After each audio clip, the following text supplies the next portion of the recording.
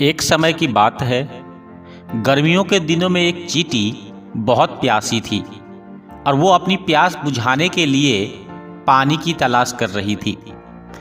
कुछ देर आसपास तलाश करने के बाद वह एक नदी के पास पहुंची।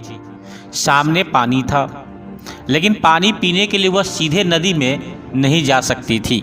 इसलिए वह एक छोटे से पत्थर के ऊपर चढ़ गई। लेकिन जैसे ही पानी पीने की कोशिश की, वह नदी में जाकर गिर गई। नदी के किनारे एक पेड़ था, उसकी टहनी पर एक कबूतर बैठा था। उसने चींटी को पानी में गिरते हुए देख लिया। कबूतर को उस पर तरस आया और उसने चींटी को बचाने की कोशिश की। कबूतर ने तेजी से पेड़ से एक पत्ता तोड़कर नदी में संघर्ष कर रही चींटी के पास फेंक दिया। चींटी उस पत्ते के पास पहुंची और उस पत्ते पे चढ़ गई। थोड़ी देर बाद पत्ता तैरता हुआ नदी के किनारे सूखे आ गया। चींटी ने पत्ते से छलांग लगाई और नीचे उतर गई। चींटी ने एक पेड़ की तरफ देखा और कबूतर को उसकी जान बचाने के लिए धन्यवाद किया।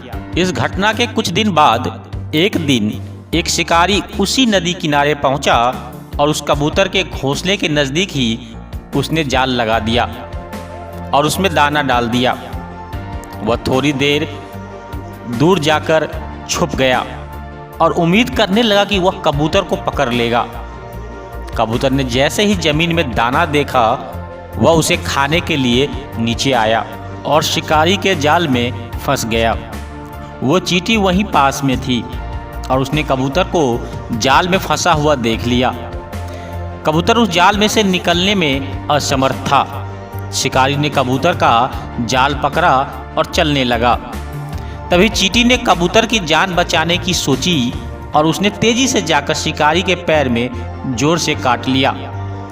तेज दर्द के कारण शिकारी ने उस जाल को छोड़ दिया और अपने पैर को देखने लगा। कबूतर को जाल से निकलने का यह मौका मिल गया और वह तेजी से जाल में से निकलकर उड़ गया। इस कहानी से हमें यही सीखने को मिलती है कि कर भला तो हो भला। हम जब भी दूसरों को भला करते हैं तो उसका फल हमें जरूर मिलता है। कबूतर ने चींटी की मदद की थी और उसी मदद के फल स्वरूप मुश्किल समय में चींटी ने कबूतर की जान बचाई। इसलिए कभी भी किसी की सहायता करने या अच्छा करने से पीछे ना हटें। जब भी मौका मिले, दूसरे को बिना किसी स्वार्थ के मदद करें।